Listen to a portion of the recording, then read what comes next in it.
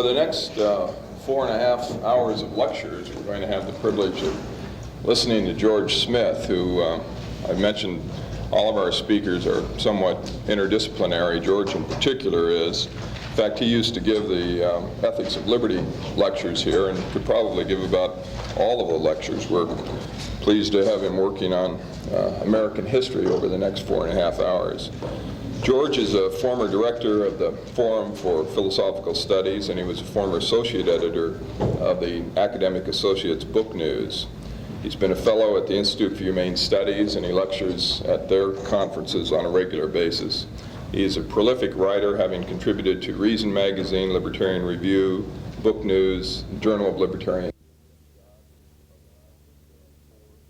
The Case Against God, which was published in 1974, and he is working, or will soon have published, a major work on voluntary education that he's co-authored with Jack High.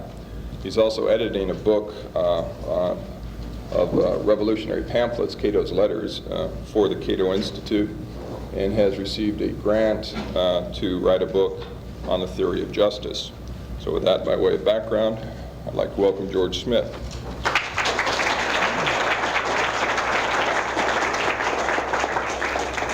Thank you. We have a lot of material to cover. I want to give you a brief idea of how I plan to cover it. I'm not going to give you a who crossed what bridge when kind of history, the kind of history you could get as easily from reading a Barnes and Noble outline series. Rather, what I shall be doing is concentrating on intellectual history, the history of ideas, and specifically I'll be concentrating on those areas of intellectual history in America which I believe to be of particular interest to libertarians. There are a great many libertarian themes throughout American history, especially in early American history, and it's those kinds of themes that I wish to develop. I'll be spending most and probably all of the first lecture on the American Revolution, and a good deal of that will be devoted to the ideological background of the American Revolution. The second lecture, if we're on time, will take us up through the Civil War, and the third lecture will take us from the post-Civil War period up through the Progressive era. That's how the theory is. Let's see how it works out in practice. Now, to begin the discussion of the American Revolution, I would like to read to you a brief quotation, a very famous quotation, by John Adams, who, as you know, was the second president of the United States. This is an interesting passage, and it comes from a very interesting correspondence. John Adams and Thomas Jefferson were friends, and they were collaborators in the American Revolution. Subsequent to the successful completion of the American Revolution, especially when Adams became president, they became rather bitter political enemies. John Adams was in power when the Alien and Sedition Acts were enforced, which were aimed primarily at the Jeffersonian Republicans. I'll be dealing with that later. However, after Adams retired from the presidency and after Jefferson had served his 2 terms, they initiated a very famous correspondence, which went on for some time, where these 2 old revolutionaries reflected back on the meaning of the American Revolution.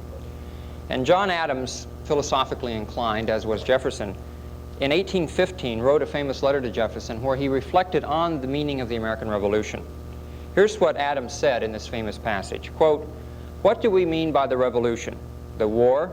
That was no part of the revolution. It was only an effect in consequence of it. The revolution was in the minds of the people, and this was effected from 1760 to 1775 in the course of 15 years before a drop of blood was drawn at Lexington." Close quote. This assessment of the American Revolution, that the real American Revolution was a revolution in ideas, and that this revolution was successfully completed before the war even began, was an assessment shared by Thomas Jefferson and other American revolutionaries as well. And I think it tells us a couple of things. It tells us first how these people saw the American Revolution, and it tells us secondly the extremely high regard they had for ideas and the role of ideas in social and political change. And if there's a general characteristic of all of the revolutionary writers during this period, it has to be their extremely high regard for the importance of principles and the importance of ideas. Let me give you just 2 other brief examples of this. Thomas Paine, you've probably all heard of, a very important writer, the author of Common Sense, which had much to do with sparking the Declaration of Independence, wrote, and this is after the Revolution, but it's really irrelevant because this reflects Paine's attitude all along. He wrote in his work Agrarian Justice, quote, An army of principles will penetrate where an army of soldiers cannot. It will succeed where diplomatic management would fail. It is neither the Rhine, the Channel, nor the ocean that can arrest its progress. It will march on the horizon of the world, and it will conquer." Close quote. Now, those are presumably good principles, good ideas. Listen now to Thomas Jefferson on the effect of bad principles, bad ideas. Jefferson, as many revolutionary writers, had a particular dislike for the writings of David Hume and William Blackstone, the famous English legal jurist. And he regarded the writings of these men for various reasons. He considered both of them to be Tories and anti-revolutionaries, to be extremely harmful to American readers. And this will give you an idea of how harmful he thought these people were. Now, I dare say I don't think Jefferson was exaggerating in this statement. It sounds quite remarkable when you consider what he says. Jefferson wrote in 1814, "In truth, Blackstone and Hume have made Tories of all of England and are making Tories of those young Americans whose native feelings of independence do not place them above the wily sophistries of a Hume or a Blackstone. These two books," he argues, "but especially the former, have done more towards the suppression of the liberties of man than all the million of men in arms of Bonaparte and the millions of human lives with the sacrifice of which he will stand loaded before the judgment seat of his Maker." Close quote. Now, that may sound a bit harsh on poor Blackstone and Hume, but this again illustrates the crucial importance of ideas, the high regard, the high esteem that these revolutionaries held for ideas, regarding wrong ideas, destructive ideas, as being even more destructive than the armies of Napoleon Bonaparte. It's quite a statement. Granting that the American Revolution was in many respects a revolution in ideas, what more specifically do we mean by that? And secondly, where did these ideas come from? They just didn't spring up out of nowhere. Okay, taking the first question, what do we mean, or what did Adams and Jefferson mean when they talked about a revolution in ideas?